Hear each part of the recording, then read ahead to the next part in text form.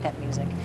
In Studio B, our musical guests are Grammy Award nominees, accomplished guitar players, and Dan, this morning, we are getting a very special treat, a peek at some unusual-looking instruments as well. Yeah, they're called, I guess we're calling them electric harp guitars, and you can just look at them and see, ooh, these are kind of strange. But the guys holding them aren't, and I guess that's what's important. Let me give you the introductions. First of all, down here on the piano version is Anthony Mazzella. And then here in the middle is William Eaton. And then this guy over here, Hugh Jenkins, or just Fitz. Yes. There you are. All right.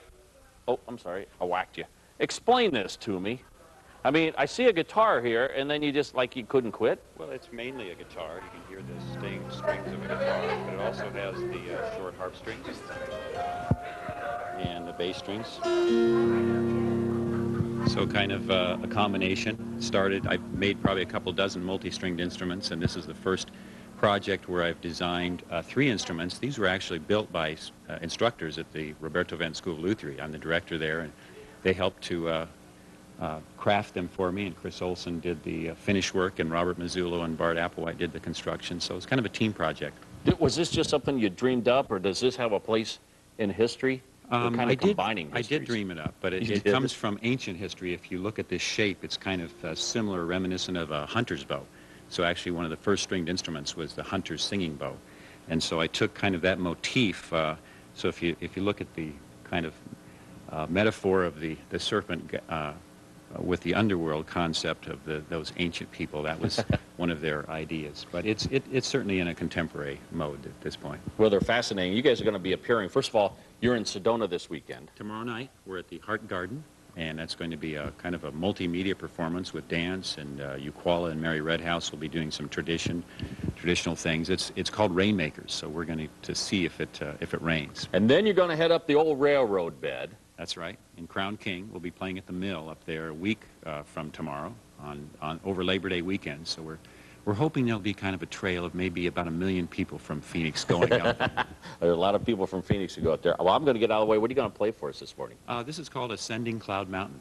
All right. And we will have the information on our hotline, but as I get out of the way, I'll also mention that at anthonymazzella.com, they have a list of all their CDs. So enjoy the music.